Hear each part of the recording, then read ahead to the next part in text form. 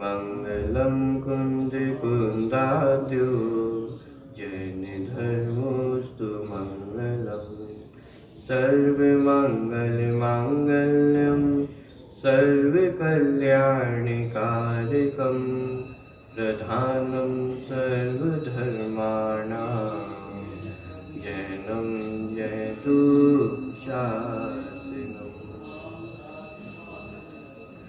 मोक्षमार्गस्य नेतारं भेतारं कर्मभूवृतां ज्ञातारं विश्वतत्त्वानां वन्दे तद्गुणनाथम्।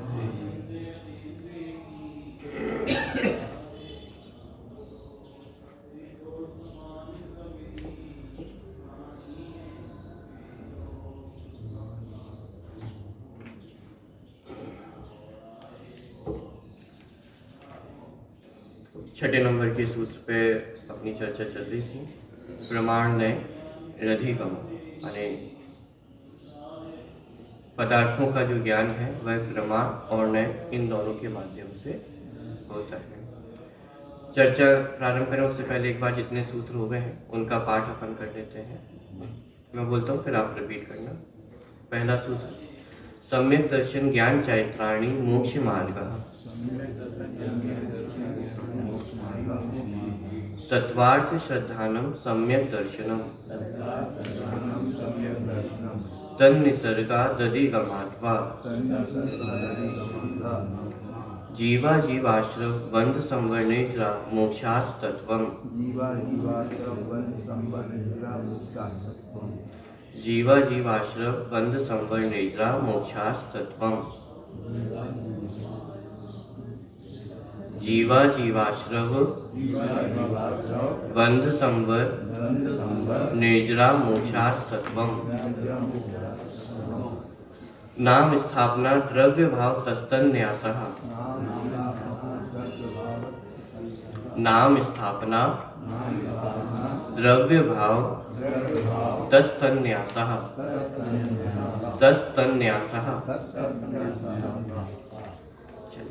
छठवां नंबर का सूत्र, प्रमाण नये रधिगमः प्रमाण नये रधिगमः। देखिए सूत्र क्या कह रहा है।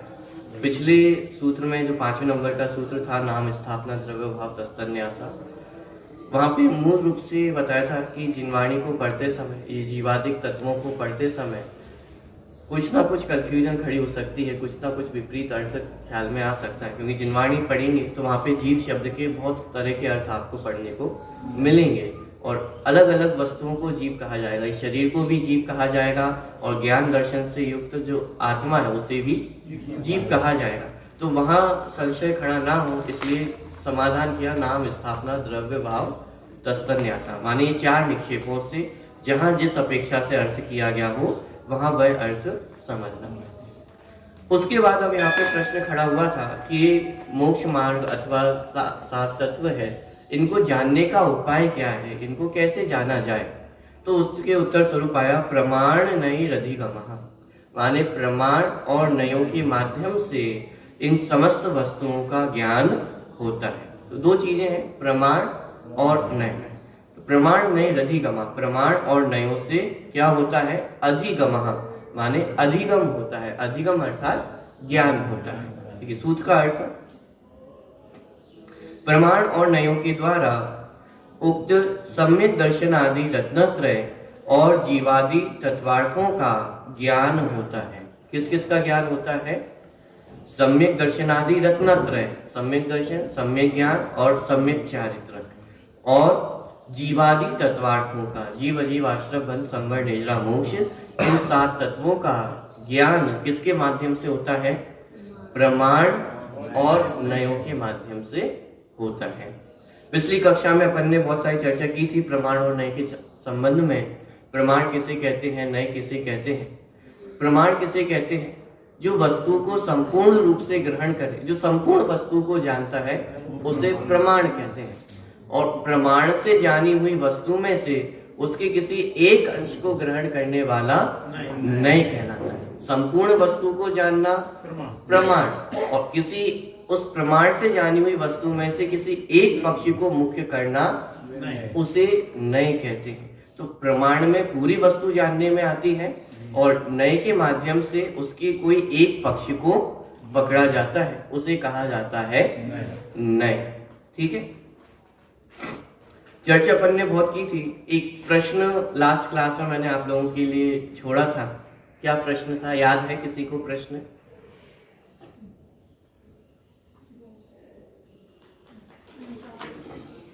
प्रश्न क्या था?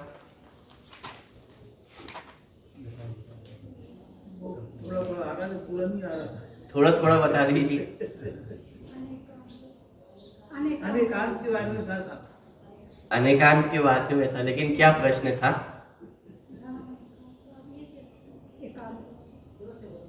जैन दर्शन एकांतवादी है या अनेकांतवादी है? तो ये प्रश्न क्यों खड़ा हुआ?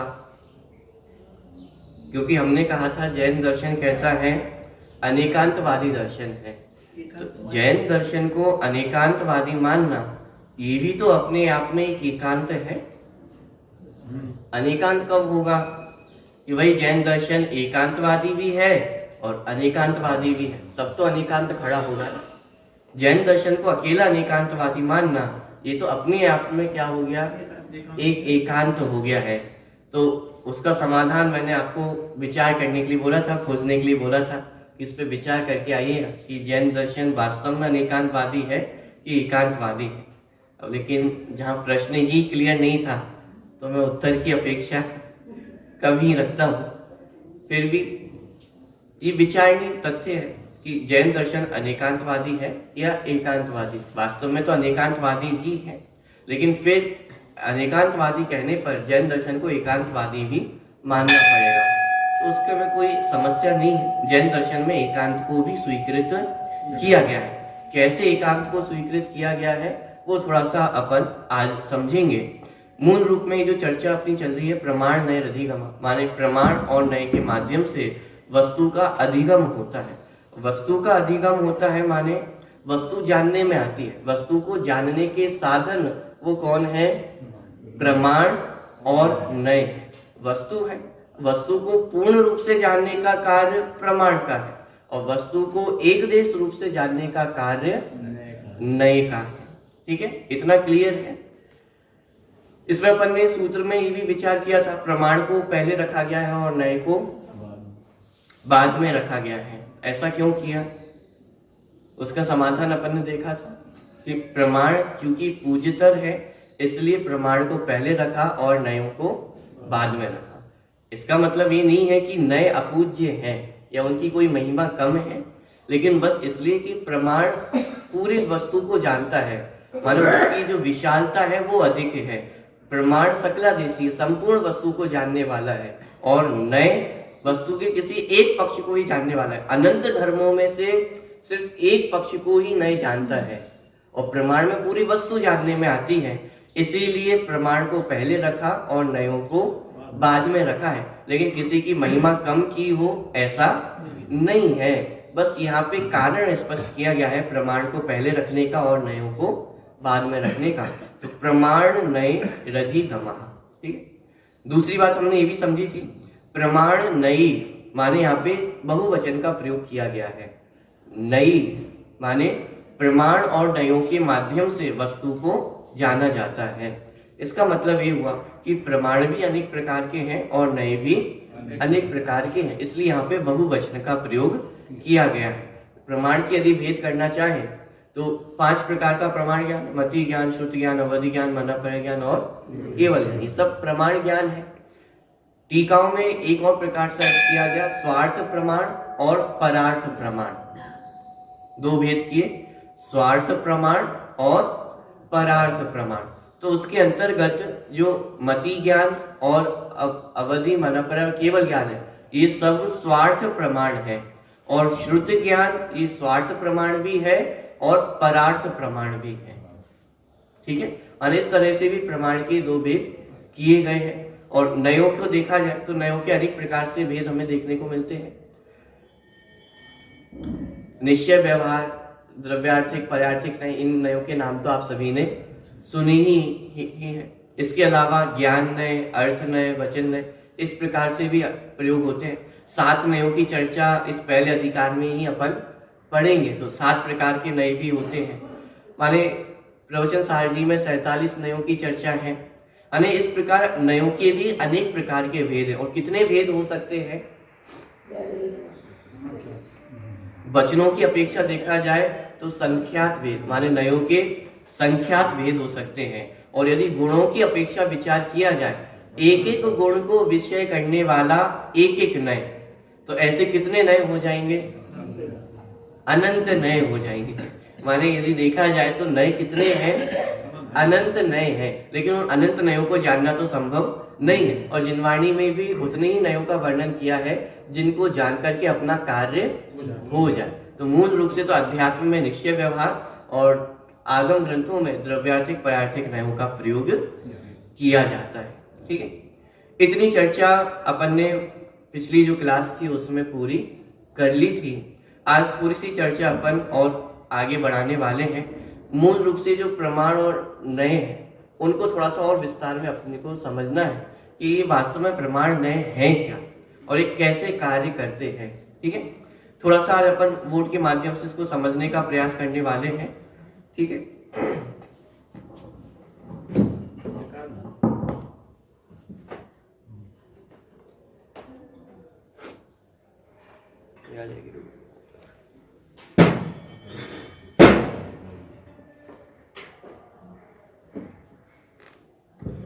देखिए प्रमाण और नय की जो चर्चा अपन पढ़ने वाले हैं वो कहाँ से आई है कि ये वस्तु को जानने के उपाय हैं। माने कोई भी वस्तु है उसको जानने के उपाय है। तो आपने एक नाम सुना होगा अनेकांत।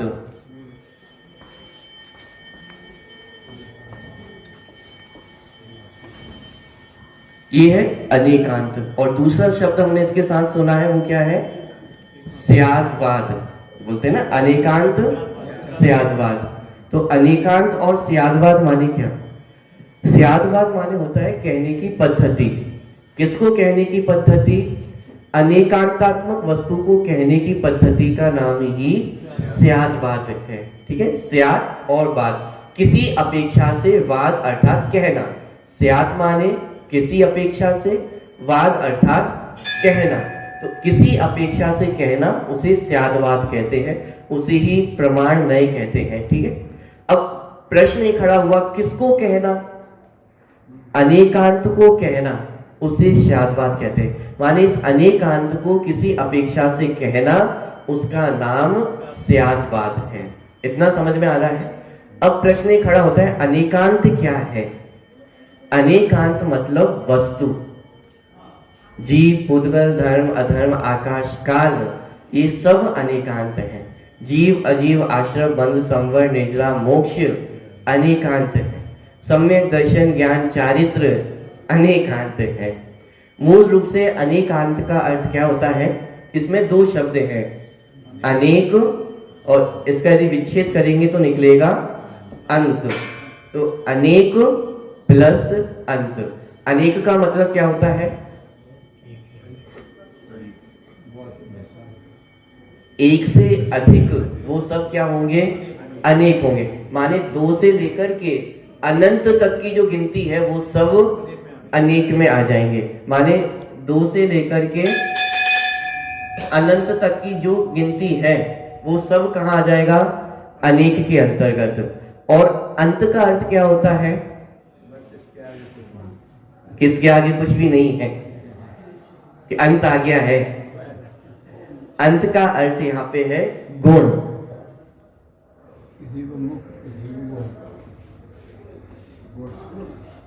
अंत का एक अर्थ होता है गुण। जैसे अपन द्रव्य की परिभाषा बनाते हैं, द्रव्य की परिभाषा क्या है? गुणों के समूह को द्रव्य कहते हैं। ठीक है, तो ऐसे ही प्रत्येक वस्तु में कितने गुण हैं? अनंत गुण हैं। तो अनेक प्लस अंत, क्या अर्थ हुआ? अनेक मतलब अनंत, एक से अधिक, तो गुण कितने हैं? अनंत गुण है। तो अनेक का अर्थ क्या हुआ? अनंत। अंत का अर्थ क्या हुआ? गुण। तो ऐसे अनंत गुण वाली वस्तु को क्या कहते हैं? अनेकांत। ठीक है, तो अनेकांत में कितनी चीजें आ गई हैं? जीव, पुद्गल, धर्म, अधर्म, आकाश, काल, जीव, आश्रय, वन, संवर, निद्रा, मोक्ष तत्व, 7 तत्व है। ये सब अनेकांत कहलाते हैं। प्रत्येक में अनंत अनंत गुण है। जीव में अनंत गुण है, पुद्गल में अनंत गुण है। तो जिसमें अनंत गुण पाए जाए वो क्या है? अनेकांत है। ठीक है, लेकिन जब हम अनेकांत और स्याद्वाद को समझते हैं, वहां पर अनेकांत का अर्थ थोड़ा बदल जाएगा। क्या बदल जाएगा? अभी तक अपन ने देखा अंत का अर्थ क्या है? गुण। लेकिन यहां पर अंत का अर्थ लेना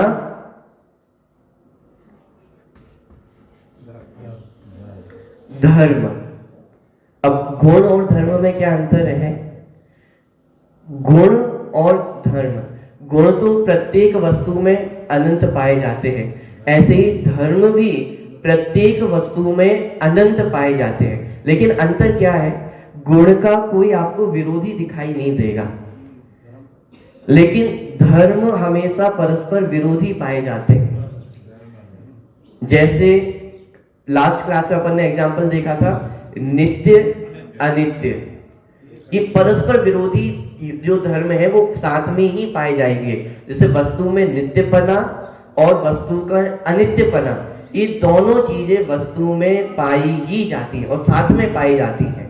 लेकिन जैसे गुण अपन देखें, ज्ञान गुण, तो ज्ञान गुण का कोई अपोजिट अज्ञान नाम का गुण आत्मा में नहीं पाया जाएगा। जैसे पुद्गल में स्पर्श है, तो स्पर्श से विपरीत अस्पर्श, अस्पर्श नाम का कोई भी गुण पुद्गल में नहीं पाया जाता है। लेकिन जितने धर्म हैं उनका विरोधी कोई ना कोई पाया ही जाता है। नित्य अनित्य है, एक अनेक है, सामान्य विशेष है, भेद अभेद है, ये सब वस्तु के धर्म है जिनका विरोधी कोई ना कोई साथ में पाया जाएगा। और विरोधी का मतलब ऐसा नहीं कि वास्तव में कोई विरोधी हो, ये सब विरोधी प्रतीत होते हैं। ऐसा लगता है कि एक दूसरे के विरोधी हैं, लेकिन वास्तव में एक दूसरे के विरोधी होते नहीं है।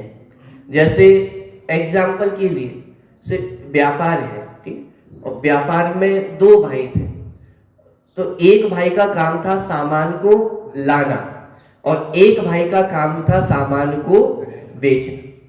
अब एक भाई दिन रात मेहनत करके सामान दुकान में भरता है और एक भाई दिन रात मेहनत करके वो सामान को दुकान में से निकाल देता है। तो दोनों एक दूसरे के विरोधी हैं या नहीं है? विरोधी है या नहीं? अरे दिन रात मेहनत करके वो दुकान को भरने में लगा है, कितनी मेहनत लगती है, कहां कहां जाकर के वो दुकान सामान लाता है और पूरी दुकान को भरता है। और दूसरा भाई पूरी दुकान खाली कर देता है। बोलो, तो ये एक दूसरे के विरोधी है या नहीं है? दिन रात उनका लड़ाई झगड़ा चलता होगा या नहीं चलता होगा कि मैं इतनी मेहनत करके भरता हूं और तुम पूरी दुकान खाली कर देते हो। विरोधी है या नहीं है? कि विरोधी प्रतीत हो रहे हैं, विरोधी लगते हैं, लेकिन वास्तव में विरोधी नहीं है। उल्टा यदि उनमें से एक का कार्य भी रुक जाए, एक भी अपना कार्य बंद कर दे, तो पूरा व्यापार ही चौपट हो जाएगा। ऐसे ही वस्तु में अनंत धर्म पाए जाते हैं जो परस्पर विरोधी दिखाई देते हैं, लेकिन वास्तव में विरोधी है नहीं। दिखते हैं, लगते हैं, लेकिन वास्तव में विरोधी नहीं है। नित्य और अनित्यपना ये वास्तव में वस्तु का स्वरूप है। यदि उनमें से एक भी वस्तु का अभाव कर दे तो वो वस्तु का ही अभाव हो जाएगा। यदि नित्य का अभाव कर दे तो अकेले अनित्यता से वस्तु टिकी नहीं रह सकती है। अनित्यता का अभाव कर दे तो अकेले नित्यपने से वस्तु टिकी नहीं रह सकती है। इसलिए दोनों परस्पर एक दूसरे के पूरक ही होते हैं। तो ऐसे धर्म आत्मा में माने प्रत्येक वस्तु में ही पाए जाते हैं। जब अंत शब्द का अर्थ धर्म किया जाएगा तो यहां पर अनेक शब्द का अर्थ क्या किया जाएगा? 2। अनेक शब्द का अर्थ क्या होगा? 2, क्योंकि 2 भी एक से अधिक है ना।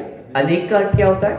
एक से अधिक। अब वो 2 से लेकर के अनंत तक कुछ भी हो सकता है। जब गुण अपन ने अर्थ किया अंत का, तब अनेक का अर्थ अपन ने किया अनंत, लेकिन जब अंत का अर्थ धर्म करेंगे तब अनेक का अर्थ क्या हो जाएगा? दो। माने वस्तु में परस्पर विरोधी प्रतीत होने वाले दो धर्म युगल वो वस्तु में पाए जाते हैं और इसका नाम है अनेकांत। ठीक है, पॉइंट पकड़ में आ रहा है? अनेकांत किसे कहते हैं? परस्पर विरोधी प्रतीत होने वाले धर्म युगलों के समूह को अनेकांत कहते हैं। तो बहुत सारे एग्जाम्पल हो सकते हैं, नित्य अनित्य, तत् अतत्, एक अनेक, सामान्य विशेष, भेद अभेद, ऐसे बहुत सारे धर्म युगल वो वस्तु में पाए जाते हैं। सत असत, ऐसे बहुत सारे वेद आपको मिल जाएंगे, माने ये सब धर्म युगलों के एग्जाम्पल है। तो ऐसे परस्पर विरोधी प्रतीत होने वाले धर्म युगलों के समूह को क्या कहते हैं? अनेकांत। यदि बहुत सिंपल लैंग्वेज में कहूं, कोई भी वस्तु है उसको क्या कहेंगे? अनेकांत। मैं कौन हूं? अनेकांत हूं। आप कौन है? अनेकांत है। माइक क्या है? अनेकांत है। अरे जो कुछ आपको दिखाई दे रहा है वो सब क्या है? अनेकांत है, क्योंकि सब में धर्म पाए जाते हैं, इसलिए भी सब क्या है? अनेकांत है। इतना क्लियर हो रहा है? अब थोड़ा सा आगे बढ़ते हैं। प्रमाण में क्या है? इस अनेकांतात्मक वस्तु को जानने का उपाय वह प्रमाण और नय है। पॉइंट पकड़ में आ रहा है? प्रमाण और नय का कार्य क्या है? ये जो अनेकांतात्मक वस्तु है इसको जानने का उपाय प्रमाण और नय है। ठीक है, प्रमाण का कार्य क्या है? इस पूरी वस्तु को जानता है। प्रमाण का कार्य क्या है? पूरी वस्तु को जानना उसका काम है, उसका नाम है प्रमाण। और नय किसे कहते हैं? कि इस वस्तु के किसी एक पक्ष को जानना, वस्तु के सिर्फ एक पक्ष को जानना, उसका नाम क्या है? नय है। जैसे एग्जाम्पल दिए जाते हैं ना, जैसे ये लाइन है, ये छोटी है कि बड़ी है?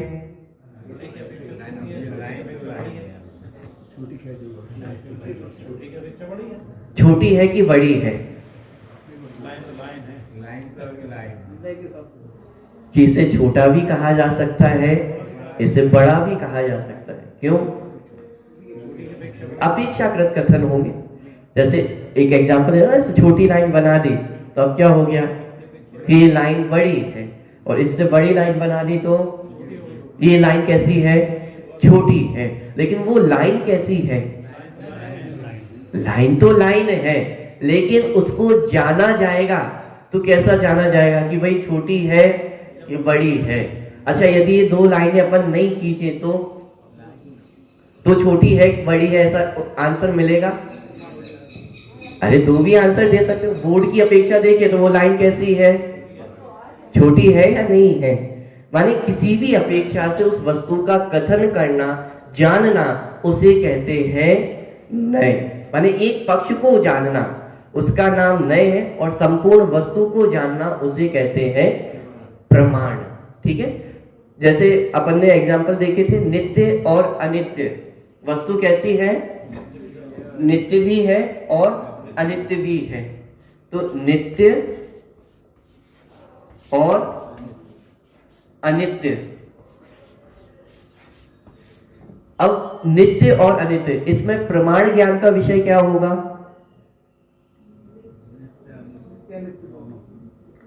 प्रमाण ज्ञान का विषय क्या होगा?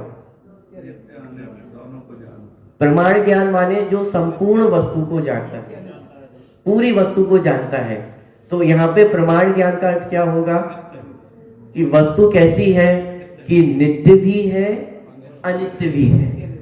ये यदि प्रमाण ज्ञान से अपन किसी वस्तु को जानेंगे तो वह ज्ञान क्या कहेगा? वस्तु कैसी है? नित्य भी है, अनित्य भी है। ठीक है, अब लेकिन नए ज्ञान से यदि पूछने जाएंगे कि वस्तु कैसी है, तो नए ज्ञान से हमें उत्तर क्या मिलेगा कि यदि एक अपेक्षा से विचार करेंगे तो नए कहेगा नित्य ही है। दूसरी अपेक्षा से विचार करेंगे तो कहेगा वस्तु अनित्य ही है। ये नए ज्ञान हुआ। प्रमाण ज्ञान जो पूरे को जाने, नित्य अनित्यात्मक वस्तु को। नए ज्ञान जो एक पक्ष को जाने, नित्य पक्ष को अथवा अनित्य पक्ष को। एक बार में एक ही पक्ष को जानने का कार्य वह नए का है, और उस संपूर्ण वस्तु को जानने का कार्य वह किसका है? प्रमाण का है। क्लियर हो रहा है? कठिन तो नहीं पड़ रहा है? इसमें आपको प्रश्न खड़ा हो सकता है कि अनेकांत में तो वस्तु में बहुत सारे गुण धर्म हैं, अनंत गुण धर्म है, और यहां तो हमने कितने धर्म को जाना है? 2 धर्मों को जाना है, तो इसे प्रमाण ज्ञान क्यों कहते हो? क्वेश्चन खड़ा हो रहा है। प्रमाण ज्ञान किसे कहा था? पूरी वस्तु को जाने, वह प्रमाण ज्ञान है। पूरी वस्तु में कितनी चीजें हैं? अनंत गुण है, अनंत धर्म है, अनंत शक्तियां है? तो इस पूरी वस्तु को जानने वाले को आपको प्रमाण ज्ञान कहना चाहिए। माने केवल ज्ञान को ही प्रमाण ज्ञान कहना चाहिए, बाकी के सारे ज्ञानों में प्रमाण ज्ञान, प्रमाणपना नहीं बनता। ये प्रश्न आपको मन में उत्पन्न हो रहा है या नहीं हो रहा है? प्रश्न क्लियर हो रहा है? प्रश्न क्या है? प्रमाण ज्ञान किसे कहते हैं? जो संपूर्ण वस्तु को जाने उसे प्रमाण ज्ञान कहते हैं। वस्तु कितनी बड़ी है? क्या क्या है वस्तु में? अनंत धर्म है, गुण है, शक्ति है। तो अनंत धर्म गुण शक्ति को जाने उसका नाम प्रमाण ज्ञान होना चाहिए, और एक पक्ष को जानने वाले को नहीं कहना चाहिए। तो जब अपन ने वस्तु को नित्य नित्यात्मक कहा, तो यहां तो सिर्फ 2 धर्मों को जाना है, तो फिर ये प्रमाण ज्ञान है कि नए ज्ञान है? प्रश्न क्लियर हो रहा है कि नित्य और अनित्य इतने जानने को ही प्रमाण ज्ञान कहा जाता है, क्योंकि अनंत को जानने की सामर्थ्य तो मति, श्रुत, अवधि, मना, परय ज्ञान में नहीं है, लेकिन फिर भी वे कैसे हैं? प्रमाण ज्ञान है। क्यों प्रमाण ज्ञान है? क्योंकि जहां वस्तु को नित्य अनित्य बोला, तो ये पूरी अनेकांत वस्तु का ज्ञान हो गया, क्योंकि नित्य अनित्य दोनों मिलकर के अनेकांत बनाते हैं। क्योंकि अनेकांत का अर्थ अपन ने देखा था कि धर्म युगलों के समूह को अनेकांत कहते हैं। तो नित्य और अनित्य जब ऐसा कहा, तो पूरा अनेकांत बन गया या नहीं बना? अनेकांत बन गया। और अनेकांतात्मक वस्तु को जानने वाला कौन है? प्रमाण है। इसलिए मात्र इतना कहने पर नित्य और अनित्य को जानने वाला, उसे प्रमाण ज्ञान कहने में कोई समस्या खड़ी नहीं होती है। ठीक है? तो नित्य और अनित्य माने वस्तु नित्य भी है और अनित्य भी है, ये प्रमाण ज्ञान। और वस्तु नित्य ही है, यह नए ज्ञान है। पॉइंट पकड़ में आ रहा है? हाँ जी या ना जी? जैसे प्रमाण ज्ञान और नए ज्ञान का यदि प्रयोग अपन देखें, जैसे कभी आप क्रिकेट का मैच देखने जाएं, पूरा स्टेडियम आपको दिखाई दे रहा है, टीवी पर ही आप देख रहे हैं और पूरा स्टेडियम आपको दिखाई दे रहा है, ये क्या हुआ? प्रमाण ज्ञान। पूरा स्टेडियम आपको दिखाई दे रहा है, लोग बैठे हैं, प्लेयर्स बीच में हैं, ये सब आपको दिखाई दे रहा है, ये क्या है? प्रमाण ज्ञान है। लेकिन नए ज्ञान अब क्या करेगा? थोड़ा सा जूम करेगा कि भाई ये कौन सा खेल चल रहा है? एक क्रिकेट का मैच चल रहा है। कौन से स्टेडियम में चल रहा है? मुंबई के स्टेडियम में चल रहा है। ये एक एक वस्तु पे फोकस करके उसको जानना, ये नए ज्ञान है। कौन कौन सी टीम खेल रही है? इंडिया पाकिस्तान का मैच चल रहा है, क्या स्कोर हो रहा है, कौन सी टीम बैटिंग कर रही है, कौन सी टीम बॉलिंग कर रही है, ये अपन क्या कर रहे हैं? प्रमाण ज्ञान से तो अपन ने पूरे स्टेडियम को जान लिया था, लेकिन अब उसमें एक एक वस्तु को जानना, उसका नाम क्या है? नए ज्ञान है। जब अपन ने पूरी वस्तु को जान लिया, माने एक एक भेद करके अपन ने वस्तु को जाना कि भाई 2 टीम है, स्कोर क्या हो रहा है, वो सारी चीज अपन ने जान ली। फिर वापस अपन जूम आउट हुए और फिर अपन ने क्या जाना कि क्रिकेट मैच चल रहा है। कोई घर में आपका व्यक्ति आया और उसने पूछा, अरे क्या देख रहे हो टीवी पे? तो आप क्या कहोगे? क्रिकेट मैच देख रहा हूं, मैच देख रहा हूं। तो इसका मतलब ये प्रमाण ज्ञान। फिर पूछेगा कि क्या स्कोर हो रहा है, कि ये स्कोर हो रहा है, कौन सी टीम बैटिंग कर रही है, कौन सा प्लेयर खेल रहा है, कौन सा प्लेयर बॉलिंग कर रहा है, किसने कैच पकड़ा, ये सब किसके विषय है? नए ज्ञान के विषय हैं। माने वो सारी चर्चा करना, उसमें विशेष चर्चा करना, वह सब किसके अंतर्गत जाएगा?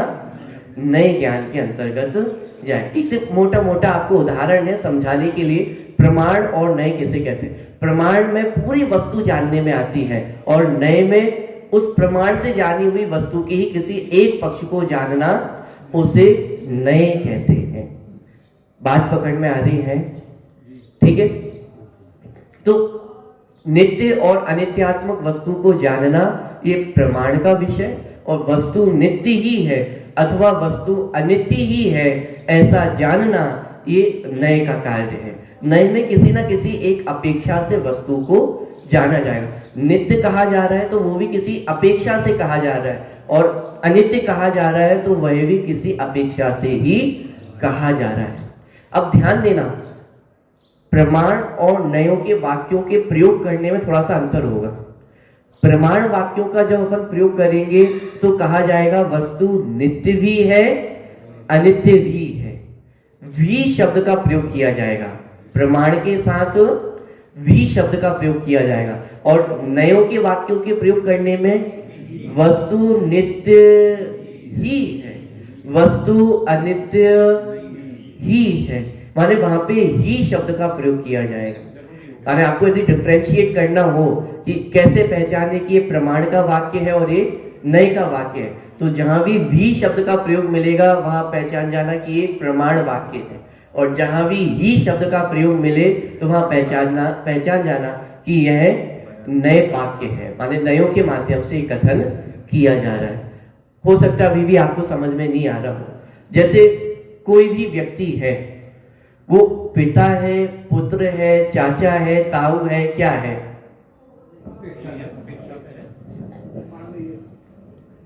एक व्यक्ति है, वह पिता है या पुत्र है? सिंपल सा प्रश्न, पिता है या पुत्र है? साहब इतनी अपेक्षा है, मुझे समझ में नहीं आती है, सीधा सीधा आंसर दे दो ना, पिता है कि पुत्र है? आप पिता है या पुत्र है?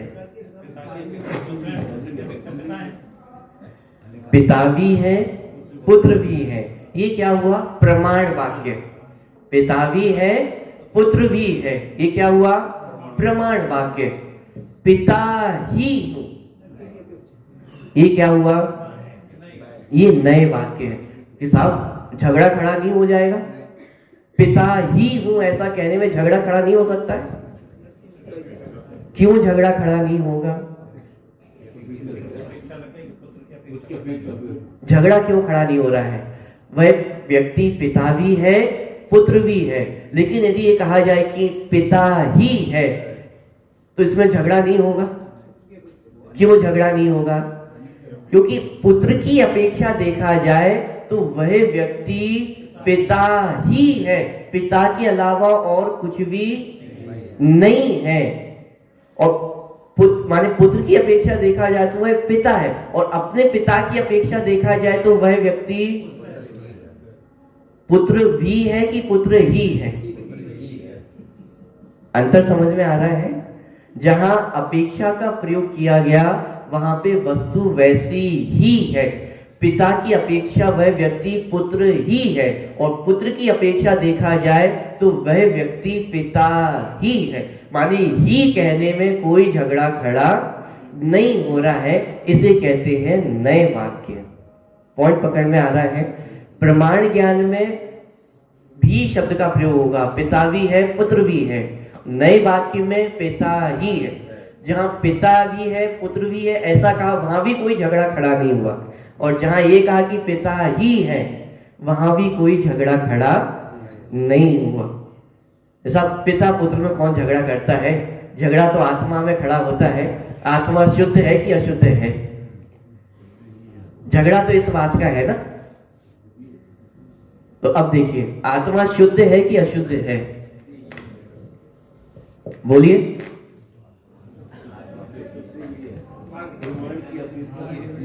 कैसा है आत्मा? शुद्ध है या अशुद्ध है?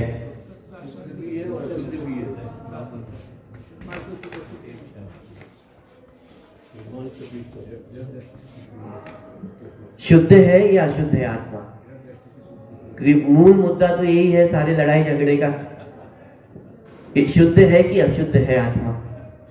अब देखिए, इसमें प्रमाण का प्रयोग करें तो प्रमाण ज्ञान में क्या होगा? वस्तु आत्मा शुद्ध भी है और अशुद्ध भी है, ये हुआ प्रमाण ज्ञान। वस्तु कैसी है, आत्मा कैसा है? शुद्ध भी है अशुद्ध भी है। यदि शुद्ध ही कहा जाए तो लड़ने झगड़ने की आवश्यकता नहीं है। आत्मा को अशुद्ध ही कहा जाए तो भी लड़ने झगड़ने की आवश्यकता नहीं है। आत्मा को शुद्ध कहा जा रहा है तो द्रव्य दृष्टि से कहा जा रहा है। द्रव्य की अपेक्षा देखा जाए तो आत्मा कैसी दिखती है? शुद्ध ही दिखती है। अथवा परम शुद्ध निश्चय नए से देखें तो आत्मा कैसी दिखती है? शुद्ध ही दिखती है। वहां पे अशुद्धता दिखाई देती ही नहीं है। और यदि अशुद्धता को देखें तो आत्मा कैसी दिखाई दे रही है? पर्याय के एंगल से देखें तो आत्मा कैसी दिखाई दे रही है? अशुद्ध ही है। वहां हमें शुद्धता दिखाई देती ही नहीं है। माने ही वाक्य का प्रयोग वो नए ज्ञान में होता है, किसी अपेक्षा से कथन किया जा रहा है। शुद्ध ही है, ये भी एक अपेक्षाकृत कथन है। अशुद्ध ही है, ये भी एक अपेक्षाकृत कथन है। और शुद्ध भी है अशुद्ध भी है, ये प्रमाण वाक्य है। ये वस्तु की संपूर्ण जानकारी करने के बाद हमें अपना प्रयोजन सिद्ध करना है। तो प्रयोजन सिद्ध कैसे होगा? कि भाई सम्यक दर्शन ज्ञान चारित्र प्रकट करना है। तो सम्यक दर्शन ज्ञान चारित्र अशुद्धता को देखकर तो उत्पन्न नहीं होगा। तो क्या किया हमने? अशुद्धता को गौण किया और मुख्य किसे कर दिया? शुद्धता को। तो भाई शुद्धता की दृष्टि होगी तब तो शुद्धता प्रकट होगी। अशुद्धता को देखते देखते तो शुद्धता प्रकट होने वाली नहीं है। इसलिए क्या कहा कि आत्मा कैसा है? शुद्ध ही है। लेकिन कोई वर्तमान में ही अपने आप को सिद्ध मान ले तो कहा ना, जो निगोद में सोई मुझ में सोई मोक्ष मझार। हिसाब मैं तो वर्तमान में ही सिद्ध हूं। रुको, आत्मा कैसा है? अशुद्ध ही है। अभी कैसे हो? संसारी ही हो। इसलिए ज्यादा हवा में उड़ने की आवश्यकता नहीं। माने इस तरह से नयों का प्रयोग किया जाता है। किसी भी चीज में हो, शुद्ध अशुद्ध हो, नित्य अनित्य हो, वहां पर इस तरह से प्रयोग किया जाएगा। आत्मा कैसा है? शुद्ध भी है अशुद्ध भी है, ये प्रमाण ज्ञान। आत्मा शुद्ध ही है अथवा आत्मा अशुद्ध ही है, ये कैसा ज्ञान है?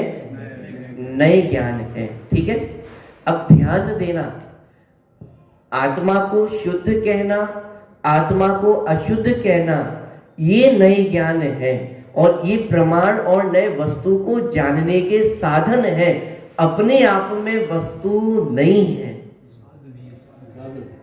प्रमाण और नए से वस्तु को जाना जाता है। प्रमाण और नए अपने आप में कोई वस्तु नहीं है। माने क्योंकि ये समस्या बहुत बड़ी खड़ी होती है कि निश्चय का नाम आत्मा और पूजन आदि का नाम व्यवहार, ये परिभाषा हम मन में बना करके बैठे हुए हैं। क्या कि जहां आत्मा की बात आई वो निश्चय, और जहां पूजन पाठ आदि की बात आई वह व्यवहार। ऐसा नहीं है। पूजन के संबंध में कथन करना, उसमें निश्चय और व्यवहार का प्रयोग होता है।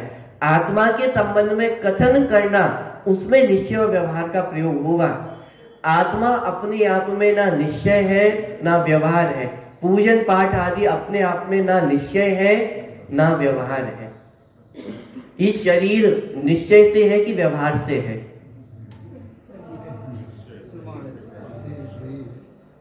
इस शरीर निश्चय से है कि व्यवहार से है? अरे ना निश्चय से है ना व्यवहार से है। प्रश्न ही गलत है। शरीर के संबंध में कुछ कथन करना, उसमें नए ज्ञान का प्रयोग होगा। अथवा शरीर को जानने में नए ज्ञान का प्रयोग होगा। यदि शरीर को आत्मा के साथ मिलाकर के जान रहे हैं तो व्यवहार नए का विषय हो जाएगा। और शरीर को शरीर रूप से जान रहे हैं, शरीर को पुद्गल जान रहे हैं, ये निश्चय नए का कथन है। पॉइंट पकड़ में आ रहा है? शरीर आप अपने आप में कोई नए नहीं है। शरीर अपने आप में निश्चय व्यवहार नहीं है। शरीर तो शरीर है, वस्तु तो वस्तु है। वस्तु को जानने में नए ज्ञान का प्रयोग होगा। प्रमाण और नए वस्तु को जानने के साधन है। अपने आप में कोई वस्तु नहीं है। उस वस्तु को जाना जाएगा तो प्रमाण और नए के माध्यम से जाना जाएगा, लेकिन वो वस्तु अपने आप में वस्तु ही है, वह ना प्रमाण है और ना नए है। प्रमाण नए क्या है? उस वस्तु को जानने के साधन है, अनेकांतात्मक वस्तु को जानने के उपाय है। वस्तु कैसी है? शुद्ध अशुद्ध है, ये अनेकांत हुआ, तो इस अनेकांत को जानने का उपाय शुद्ध अशुद्धात्मक जाना, ये प्रमाण, और उसमें से एक पक्ष को पकड़ा, वह क्या हुआ? नए हुआ। पॉइंट पकड़ में आ रहा है? और इसका प्रयोग अपन अपनी डेली लाइफ में करते ही है। नए ज्ञान का प्रयोग कब करते हैं? जैसे कोई व्यक्ति हो और उसने आपके साथ कुछ गलत कर दिया हो, मान लो उसने आपको धोखा दे दिया हो, तो व्यक्ति आपके लिए कैसा हो जाएगा? ये धोखेबाज ही है। किसी ने आपके साथ व्यापार में बेईमानी कर दी, तो अब वो व्यक्ति आपके लिए कौन है? बेईमान ही है। अब यहाँ पे क्या हो रहा है? हो सकता है उस व्यक्ति में वो बहुत सी क्वालिटीज भी हो।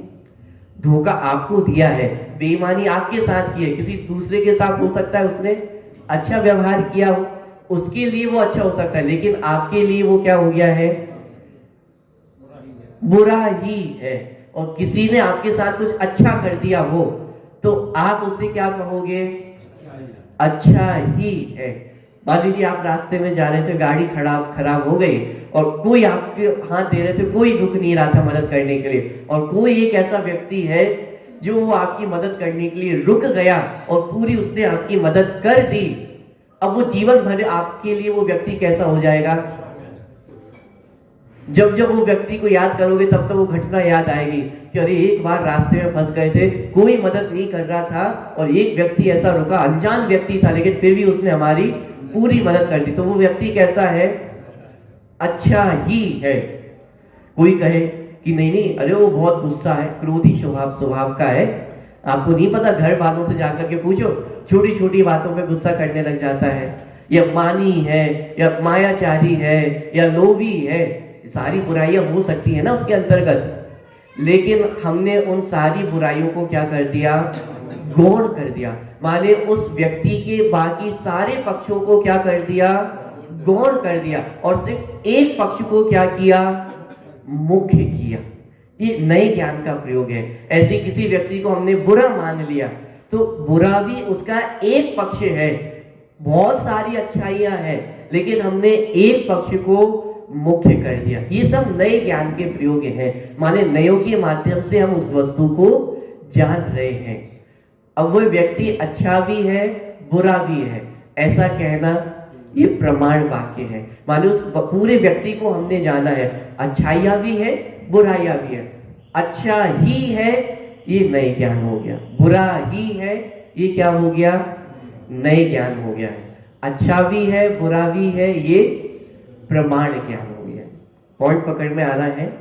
वास्तव में वस्तु में कुछ अच्छा बुरा नहीं होता है, लेकिन सिर्फ समझाने के दृष्टिकोण से अपन उसको समझने के लिए ऐसा भेद करके समझ रहे हैं, लेकिन वास्तव में वस्तु कोई अच्छी बुरी नहीं होती। वो सब तो मिथ्या ज्ञान के अंतर्गत जाएगा, वो एक अलग टॉपिक है।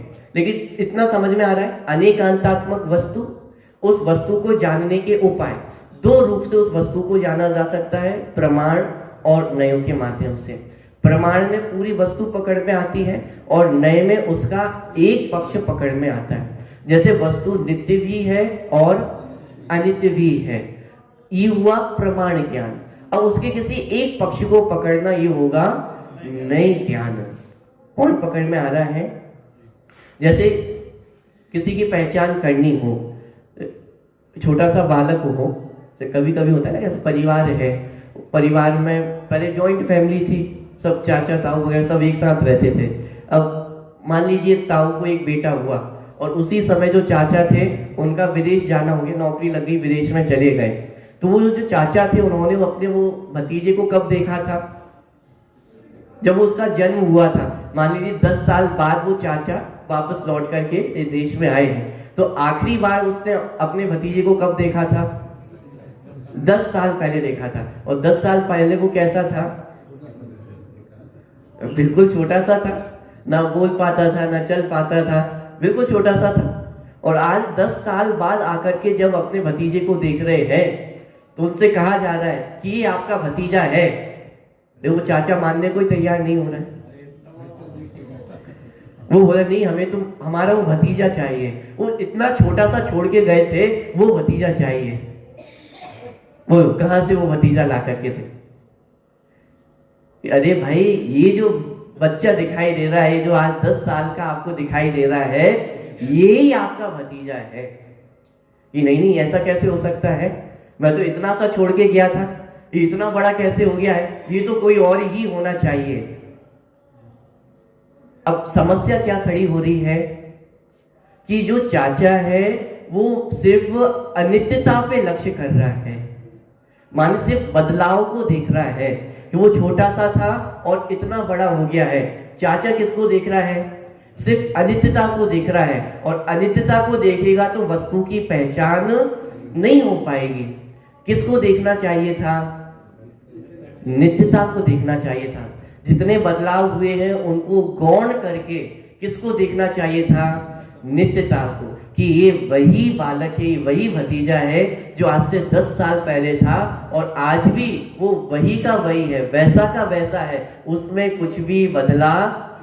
यदि नित्यता को देखता तो श्रद्धा करने में कोई दिक्कत खड़ी नहीं होती कि ये तो वही है, लेकिन देख किसको रहा है? अनित्यता को देख रहा है, इसलिए सारी समस्याएं खड़ी हो रही है। तो जिस समय जो प्रयोजन हो उस तरह से वस्तु को देखा जाता है। यदि वस्तु की पहचान करनी हो तो वहां पे नित्यता को देखना आवश्यक है। यदि वह नित्यता को ना देखे तो वस्तु को पहचान ही नहीं पाएगा, क्योंकि बदलाव दिखाई दे रहे हैं। इतने बदलाव में मैं वही का वही हूं, यहाँ पे नित्यता को मुख्य करना आवश्यक था। और गलती क्या कर रहे थे कि अनित्यता को मुख्य कर रहे थे। पॉइंट पकड़ में आ रहा है। अब ऐसे ही जहां सुधार बिगाड़ की बात होती है, साहब ये आपकी गलती है और ये आपको सुधारना चाहिए, वहां मुख्य किसको किया जाता है? अनित्यता को मुख्य किया जाता है। तो सुधार बिगाड़ किस में होगा? अनित्यता में होगा। सुधारना बिगड़ना ये सब किसको दिखा रहा है? ये अनित्यता को दर्शा रहा है। तो जहां कुछ बिगड़ा हुआ है उसको सुधारने की बात होगी तो वहां किसकी बात होगी? अनित्यता की बात होगी। वहां अनित्यता को मुख्य किया जाएगा और नित्यता को गौण किया जाएगा। वहां ये नहीं कहा जाएगा कि भगवान तो भगवान ही है। तो अपने सुधरने बिगड़ने की बात भी होती है ना। अभी हम सभी कैसे हैं? साहब बिगड़े हुए हैं। साहब हम बिगड़े हुए नहीं है, आप होगे बिगड़े हुए। अरे संसार में हो, राग द्वेष से युक्त हो, ये बिगड़ना ही तो है। यदि हम सुधरे हुए हैं तो फिर सिद्ध भगवान कौन है? कि भाई सिद्ध भगवान सुधरे हुए हैं। क्यों? क्योंकि वे राग द्वेष से रहित हैं। और जितना बिगड़ना पना है वो सब किसके अंतर्गत है? कि हमारे अंदर है ना वर्तमान में। तो बिगड़े हुए हैं तो सुधरना हो सकता है। राग द्वेष से युक्त है तो राग द्वेष से रहित पना भी हो सकता है। यहाँ पे किसको मुख्य किया? अनित्यता को मुख्य किया। यदि कोई यहाँ पे नित्यता को मुख्य कर दे तो समस्या खड़ी हो जाएगी कि भाई अभी यहाँ तो सिद्ध दशा में जाने की बात चल रही है और आप क्या बात लेकर के बैठ गए हो कि नहीं मैं तो सिद्ध ही हूं। देखो जिनवाणी में भी लिखा हुआ है, घबराना नहीं। जिनवाणी में आपको लिखा मिल जाएगा कि आत्मा कैसा है? शुद्ध ही है। तो फिर वो आपको दिखाएगा कि आत्मा तो शुद्ध ही है। तो फिर सिद्ध दशा बनने की बात क्यों करते हो? इस संवर निद्रा मोक्ष को प्राप्त करने की बात क्यों करते हो? मैं तो सिद्ध ही हूं ना। कि यहाँ पे जिस नए को मुख्य करना था उसको मुख्य नहीं किया और जिसको गौण करना था उसको गौण नहीं किया। अभी अनित्यता को मुख्य करना था और नित्यता को गौण करना था। अभी अशुद्धता को मुख्य करना था और शुद्धता को गौण करना था। पॉइंट पकड़ में आ रहा है। जब शुद्धि की उत्पत्ति की बात होगी कि साहब कैसे उत्पन्न हो ये शुद्धि, तो कहा जाएगा कि जो शुद्ध आत्मा है उसका लक्ष्य करो। कि जैसे अनंत भगवान है वैसा ही मैं हूँ। जो जानादि अनंतम, वो जो द्रव्य गुण पर्याय से अनंत को जानता है वही अपने आप को भी जानता है। वहां नित्यता की बात है, और जहां अशुद्धता की बात बताई जाएगी वहां अनित्यता की बात है। कुल मिलाकर के बात इतनी है, कहाँ किस अपेक्षा को मुख्य करना है और कहाँ किस अपेक्षा को गौण करना है, ये ज्ञानियों का अभिप्राय है। ये ज्ञानी, इसे माने तिलों परिणति में इस प्रकार से कहा कि नए किसे कहते हैं? ज्ञानियों के हृदय में छुपा हुआ जो अभिप्राय है वह नए है। माने ज्ञानियों के हृदय में स्थित जो अभिप्राय है उसका नाम क्या है? नए है। माने किस अपेक्षा का प्रयोग कहाँ पे करना चाहिए ये ज्ञानी जानते हैं, और ज्ञानियों के अनुसार हमें भी उन नयों का प्रयोग करना चाहिए। पॉइंट पकड़ में आ रहा है? तो देखिए वो दोबारा, अनेकांत किसे कहते हैं? जिसमें अनंत धर्म गुण पाए जाते हैं उसे अनेकांत कहते हैं। सिंपल लैंग्वेज में अनेकांत माने वस्तु। उस वस्तु को जानने के दो उपाय हैं, प्रमाण और नय। ये विधि है, पहले संपूर्ण वस्तु को जाना जाएगा, फिर उसके एक एक अंश को जाना जाएगा। जैसे एग्जाम्पल के तौर पे ये क्या है? कहाँ बैठे अभी हम? मंदिर में बैठे हैं। लेकिन मैं आपसे पूछता हूं, आप सचमुच मंदिर में बैठे हो? कहाँ बैठे हैं? चौक में बैठे हैं। फिर पूछो, सचमुच चौक में बैठे हैं? चौक के भी सिर्फ एक कोने में बैठे हैं, पूरी चौक में भी नहीं बैठे। ये प्रमाण और नय का प्रयोग समझ में आ रहा है? प्रमाण से पूरी वस्तु को जाना, पूरे मंदिर को, कि कहाँ बैठे हैं? मंदिर में बैठे हैं। कहाँ दर्शन करने जा रहे हो? मंदिर में दर्शन करने जा रहे हैं। ये प्रमाण वाक्य। अब उसमें एक एक में मुख्य और गौण, जैसा भगवान तो अंदर है, वहां दर्शन करने जाएंगे, तो अभी कहाँ हो? कि मंदिर में हो ना, तो यहीं दर्शन कर लो। कि अरे भाई यहाँ दर्शन करना संभव नहीं है, जहां भगवान है दर्शन तो वहां ही होंगे। यहाँ पे हम बैठे हुए हैं, लेकिन इसे भी मंदिर कहा जाता है। पॉइंट पकड़ में आ रहा है? तो प्रमाण वाक्य इस पूरा क्या है? मंदिर है। लेकिन अब इसमें नए ज्ञान का प्रयोग करिए कि अरे पूरा मंदिर नहीं है, ये क्या है? ये चौक है, ये आंगन है। अंदर जाएंगे तो जहां जहां भगवान बैठे हुए हैं तो अपनी अपनी वेदी पे बैठे हुए हैं, उनका अपना अपना गर्भगृह होता है, वहां भगवान विराजमान होते हैं। पूरे मंदिर में भी भगवान नहीं है, अपनी वेदी पे भगवान है। तो ये सब क्या है? नए ज्ञान है। माने उसमें और डीप चलते चले जाना, प्रमाण से जो वस्तु जानी है उसके एक एक पक्ष को जानते चले जाना, उसका नाम क्या है? नए है। मैं कौन हूं? कौन हूं? मनुष्य हूं, जीव हूं, प्रतीक हूं। ये सब क्या है? प्रमाण वाक्य है। लेकिन मैं कैसा हूं? अब उसके एक एक पक्ष को ग्रहण करना। जैसे अभी वर्तमान में देखा जाए तो आप सभी कौन है? श्रोता है। मैं कौन हूं? वक्ता हूं। ये नए वाक्य है कि अभी आप सब श्रोता है, लेकिन श्रोता होने के साथ साथ बहुत कुछ भी तो है। लेकिन उन सारे पक्षों को क्या कर दिया? गौण कर दिया। जैसे हो सकता है अभी क्लास में बैठे हुए ही कोई जागृत हो और कोई सो रहा हो, किसी को नींद आ रही हो और कोई जागृत विवेक से सुन रहा हो। तो ये पक्ष भी अभी आप में है या नहीं है? लेकिन जिस समय श्रोता कहा तो उस समय बाकी सारे पक्ष क्या हो गए? गौण हो गए। आप जाग रहे हो कि सो रहे हो, आपका ध्यान यही है कि और कहीं है, ये सारे पक्ष कैसे हो गए हैं? गौण हो गए। अभी क्या हो? श्रोता। पॉइंट पकड़ में आ रहा है? ये नए प्रयोग। प्रमाण वाक्य में पूरी वस्तु जानने में आ रही है और नए वाक्य में सिर्फ एक अंश को पकड़ा जा रहा है। तो ऐसे ही प्रमाण और नए के माध्यम से पूरी वस्तु को जाना जाता है। ठीक है? अनेकांत क्या है? वो पूरी वस्तु है, और उस अनेकांत में से उस अनेकांत को जानने के उपाय प्रमाण और नए। पॉइंट क्लियर हो रहा है? प्रमाण और नए आपको क्लियर हो गए। प्रमाण माने वस्तु को जानना, पूरी वस्तु को। नए माने उसके एक पक्ष को जानना। ठीक है? इतना क्लियर हुआ।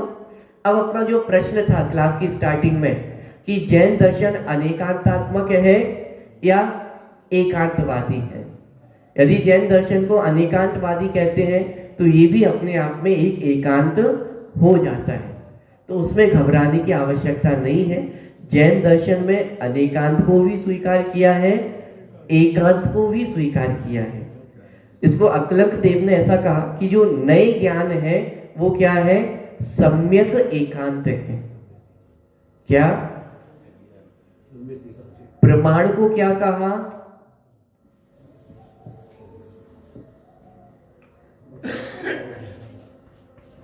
प्रमाण को कहा सम्यक अनेकांत, और नए को कहा सम्यक एकांत। जैन दर्शन में अनेकांत भी स्वीकृत है, एकांत भी स्वीकृत है। वास्तव में देखा जाए तो इन सम्यक एकांतों को मिलाकर के ही अनेकांत बनता है।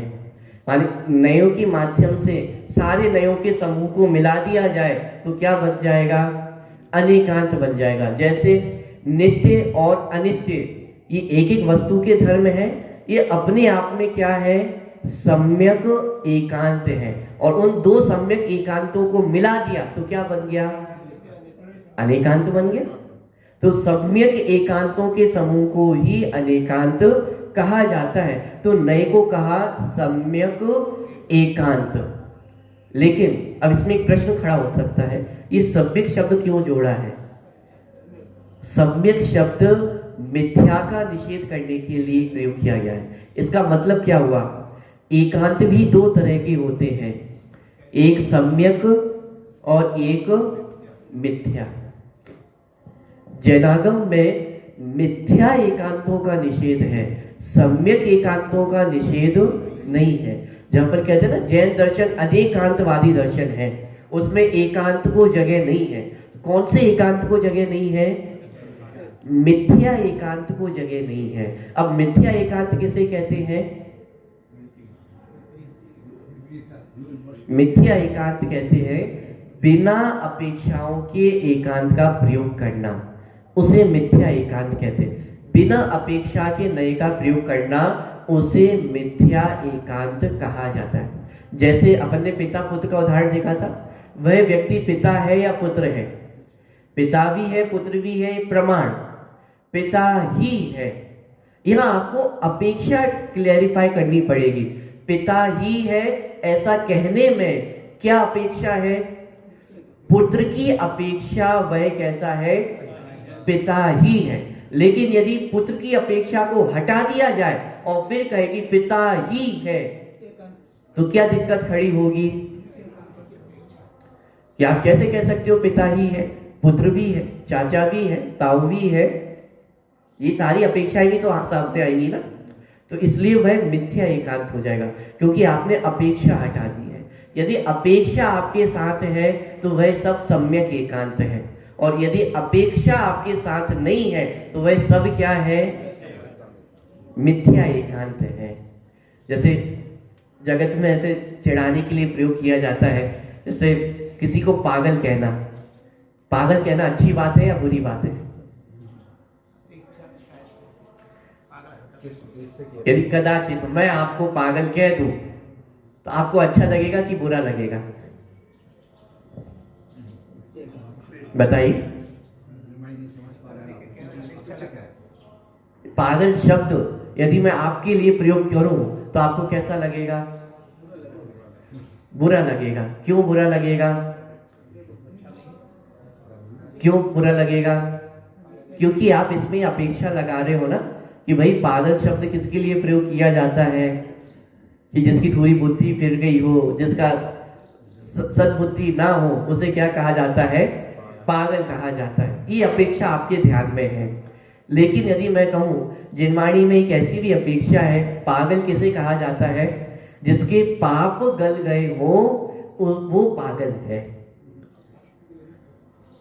कि जिसके पाप गल गए हो वह कौन है, पागल है। अब मैं आपको पागल कहूं तो क्या आपको कोई समस्या खड़ी नहीं होगी, उल्टा आप कहोगे कि अरे मैं पागल हूं। मैं किसी और को पागल कहूंगा तो आप कहोगे कि नहीं नहीं मैं पागल हूं। क्यों? आपको अपेक्षा क्लियर हो गई है? पागल शब्द का अर्थ क्या है? कि जिसके पाप गल गए हो वह पागल है। आपको अब दिक्कत खड़ी क्यों नहीं हो रही है? क्योंकि आपको अपेक्षा क्लियर है। अब कोई आपको पागल कहे तो आप बुरा नहीं मानो। क्यों? क्योंकि आपको अपेक्षा क्लियर है कि भाई पागल शब्द का अर्थ होता है जिसके पाप गल गए हो वह पागल। और लेकिन यदि इस अपेक्षा को हटा दिया जाए, अब क्या होगा?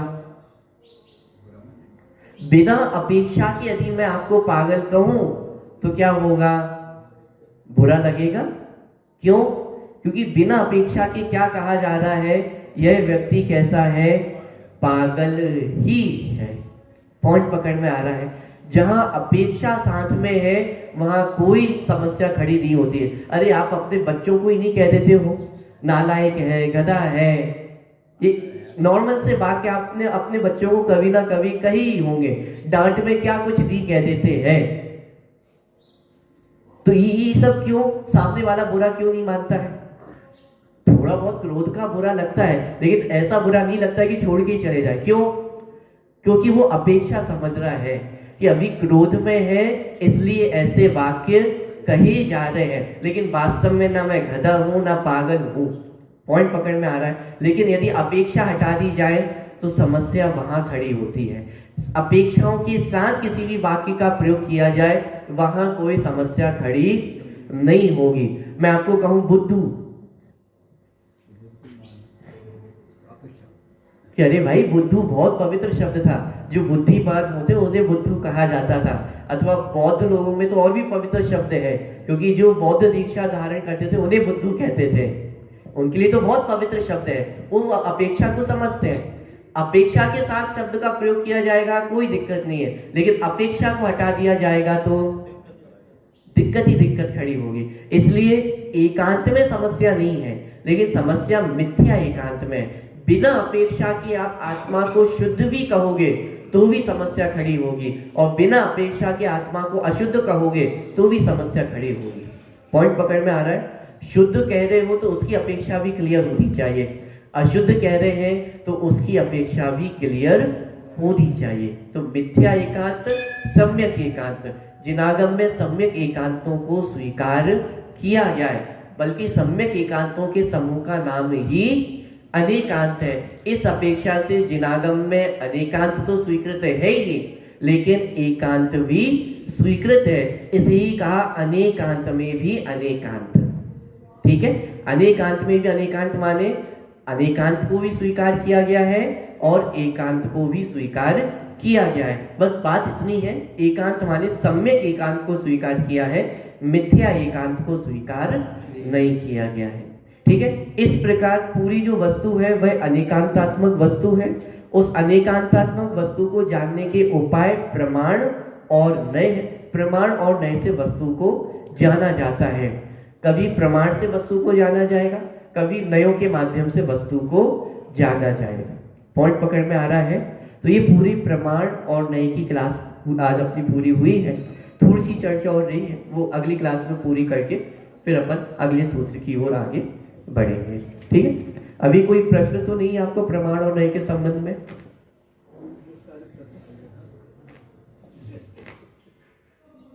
कोई प्रश्न हो भी, यदि बाद में भी ख्याल में आए तो आप अपनी कॉपी में लिख लें और नेक्स्ट क्लास होगी तो अपन उसको वहां पे समाधान कर लेंगे। ठीक है? लेकिन ये टॉपिक बहुत इंपॉर्टेंट है प्रमाण और नय का, क्योंकि पूरी जिनवाणी को भी यदि समझना है तो प्रमाण और नय को समझे बिना जिनवाणी समझ में नहीं आने वाली है। इसलिए इस टॉपिक को समझना बहुत जरूरी है। इसलिए इस सूत्र पे मैं थोड़ा सा रुका हुआ हूँ। क्लियर होंगे तभी अपन आगे बढ़ेंगे। ठीक है? चलिए।